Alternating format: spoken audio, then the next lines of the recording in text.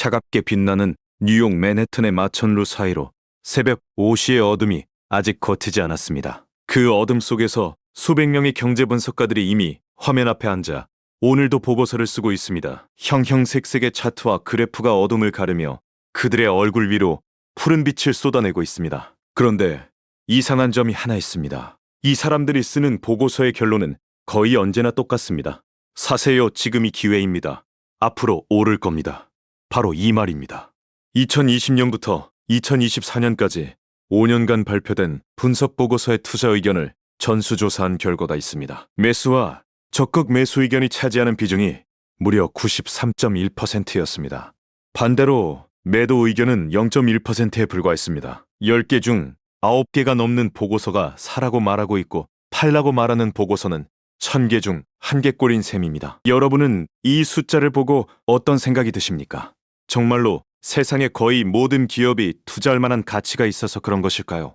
아니면 이 화려한 낙관론 뒤에 우리가 모르는 어떤 구조적인 힘이 작동하고 있는 것일까요? 오늘 영상에서는 경제 분석가들이 왜 낙관론을 쓸 수밖에 없는지 그 불편한 진실을 세 가지 층위에서 낱낱이 파헤쳐 보겠습니다. 첫 번째는 돈의 흐름이 만들어내는 구조적 이해 충돌이고, 두 번째는 심리와 관성이 빚어내는 낙관의 중독이며, 마지막으로 2026년 현재 그 낙관론이 어떻게 무너지고 있는지 적나라하게 보여드리겠습니다.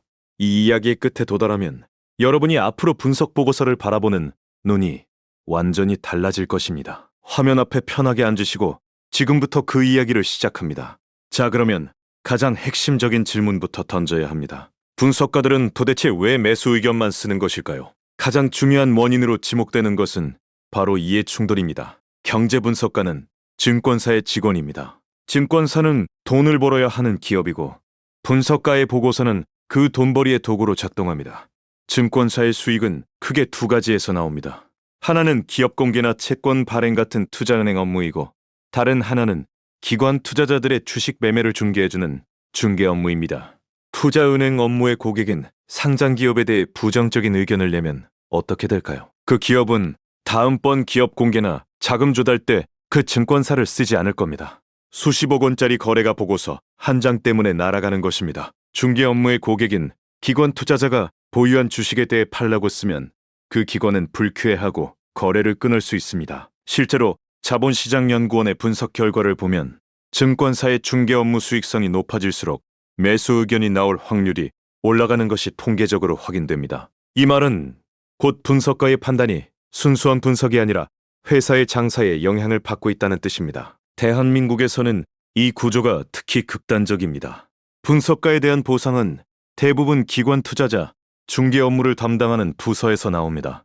분석가가 제공하는 정보의 대가가 기관 투자자가 지급하는 중개 수수료 안에 묶여 있는 것입니다. 기관 투자자를 대상으로 한 설명회 같은 지원 활동이 분석가의 성과 평가에 반영되고, 분석가 경력에 결정적 영향을 미치는 최고 분석가 선정도 기관 투자자의 평가로 결정됩니다. 결국 분석가의 업무가 중개 업무에 종속되어 있어서 중개 업무 성과에 기여하는 방향으로 정보가 왜곡될 수밖에 없는 구조인 것입니다. 목표 주가에서도 이 왜곡은 고스란히 드러납니다. 2020년 이후 제시된 목표 주가를 기준으로 보면 분석가들이 예상한 수익률은 평균 36.1%였습니다.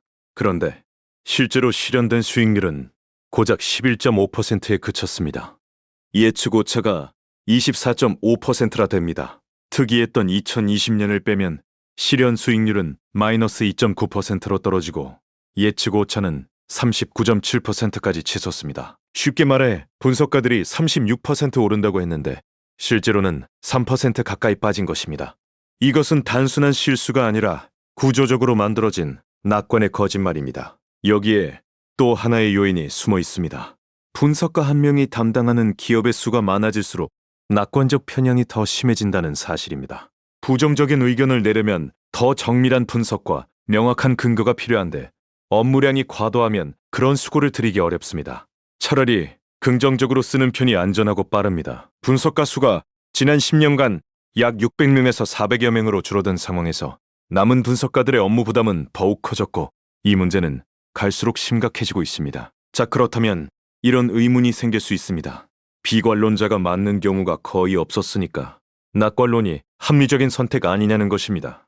실제로 미국 주식 시장은 지난 수년간 비관론을 반복적으로 무력화시켜 왔습니다. 물가 급등이 와도 금리 인상이 와도 무역 전쟁이 벌어져도 시장은 매번 회복했고 더 높은 가격을 정당화해 왔습니다. 이 과정에서 투자자들의 학습 효과는 분명했습니다. 비관하면 틀린다는 경험이 쌓이면서 이제는 낙관이 기본값이 된 분위기입니다. 마치 비관론은 유행이 지난 낡은 외투처럼 아무도 꺼내 입지 않게 된 것입니다. 2025년 말 주요 투자 은행들의 2026년 전망을 종합하면 거의 모든 기관이 두 자릿수에 가까운 상승률을 예상했습니다. 하락을 예상한 전문가는 사실상 한 명도 없었습니다. 골드만삭스의 최고 경영자는 인공지능 분야의 폭발적 투자와 정부 재정 지원을 근거로 대호황이 온다고까지 말했습니다. 기업 공개 시장에 대해서도 역대급 규모의 상장이 줄줄이 이어질 것이라며 장밋빛 전망을 쏟아냈습니다. 울프 조사연구소의 분석가들도 관세 정책의 불확실성이 사라지고 있다며 2.1%의 추세상의 성장을 예상했습니다. 첫째는 미국 경제의 회복 탄력성이 반복적으로 입증되었다는 점이고, 둘째는 인공지능을 중심으로 한 기술 투자 주기가 여전히 진행 중이라는 점이며, 셋째는 중앙은행이 필요하면 다시 돈을 풀 것이라는 기대였습니다. 그야말로 철벽 같은 논리처럼 보였고, 이 논리를 의심하는 사람은 시장에서 외톨이 취급을 받았습니다. 하지만 2026년 4월, 현재 그 화려한 낙관론은 처참하게 무너지고 있습니다. 미국의 작년 4분기 경제 성장률 확정치가 0.5%로 발표되었습니다. 3분기에 4.4%에서 수직으로 추락한 것입니다. 소비와 투자 동력이 동시에 꺾이고 있고 관세 정책의 역효과가 본격적으로 나타나기 시작했습니다.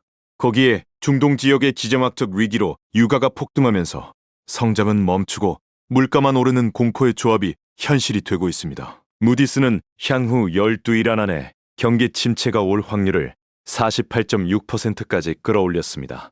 평소 20% 수준이던 이 수치가 50%에 육박한다는 것은 동전 던지기 수준의 불확실성이라는 뜻입니다. 골드만삭스는 30%로 윌밍턴 신탁은 45%로 침체 확률을 높여 잡았습니다. 불과 석 달 전까지 대호황을 외치던 바로 그 골드만삭스가 말입니다. 노벨 경제학상 수상자인 폴 크루그먼도 유가 충격이 지속되면 심각한 경제적 결과가 나타날 수 있다고 우려했습니다. 대한민국도 예외가 아닙니다. 경제협력개발기구는 한국의 2026년 성장률 전망을 2.1%에서 1.7%로 낮췄는데 이 하락폭은 주요국 중에서 가장 큽니다. 에너지 수입 의존도가 높은 한국 경제가 유가 폭등의 직격탄을 맞고 있기 때문입니다. 소득 상위 10% 가구가 전체 소비 지출의 49.2%를 차지하는 극단적 양극화도 경기 침체의 뇌관으로 작용하고 있습니다. 나머지 90%의 사람들은 소비의 절반밖에 감당하지 못하고 있다는 이야기입니다. 미국의 신용대출 연체율이 12%까지 올라 2008년 금융위기 이후 최고 수준을 기록했다는 사실은 보통 사람들의 지갑이 얼마나 얇아졌는지를 적나라하게 보여줍니다. 자, 여기서 한 발짝 물러나서 큰 그림을 봐야 합니다. 왜 분석가들의 낙관론은 이토록 집요하게 반복되는 것일까요? 2000년대의 매수 의견 비중은 67%였습니다. 2010년대에는 89%로 올랐고 2020년대에는 93%에 이르렀습니다. 20년 넘게 한 번도 줄어든 적이 없이 계속 높아지기만 한 것입니다. 돈의 구조가 만들어낸 시스템입니다. 증권사는 기관 투자자의 거래를 유도해야 돈을 벌고, 기관 투자자는 자기가 가진 주식이 좋다는 보고서가 나와야 고객에게 설명하기 편합니다. 기업은 자기 회사에 대한 긍정적인 보고서가 나와야 자금 조달이 수월합니다. 이 삼각구조 안에서 유일하게 손해를 보는 사람은 그 보고서를 믿고 투자한 개인입니다. 그렇다면 우리는 분석가의 말을 완전히 무시해야 하는 것일까요? 그것도 정답은 아닙니다. 핵심은 분석가의 의견 자체가 아니라 그 의견이 변경되는 순간에 있습니다. 매수에서 중립으로 의견을 바꿀 때 그것은 사실상 팔라는 신호에 가깝습니다. 하지만 그 변경조차 전체의 2.5%에 불과하다는 현실이 이 구조의 심각성을 말해줍니다. 이 모든 이야기를 종합하면 하나의 불편한 진실에 도달합니다. 경제 분석가의 낙관론은 세상이 정말 좋아서가 아니라 낙관론을 써야 돈이 되는 구조 때문에 만들어진다는 것입니다. 그리고 그 구조 위에서 춤을 추던 낙관론이 2026년 지금 이 순간 현실의 벽에 부딪히고 있습니다. 육아는 치솟고 성장은 멈추고 물가는 끈적하게 달라붙어 떨어지지 않는 이 삼중고 앞에서 분석가들의 장밋빛 보고서는 빛바랜 약속처럼 허공에 떠 있습니다. 누군가 사라고 말할 때 그 사람이 왜 사라고 말하는지를 먼저 따져보는 것입니다. 그의 말이 순수한 분석에서 나온 것인지 아니면 그의 월급과 승진과 회사의 수익이 걸린 구조에서 나온 것인지를 냉정하게 판단하는 것입니다. 2026년의 경제는 누구의 낙관론도 비관론도 아닌 냉정한 숫자와 현실이 결정할 것입니다. 그 현실을 직시할 준비가 된 사람만이 자신의 자산을 지킬 수 있습니다. 오늘 영상이 여러분의 판단에 작은 도움이 되었기를 바랍니다.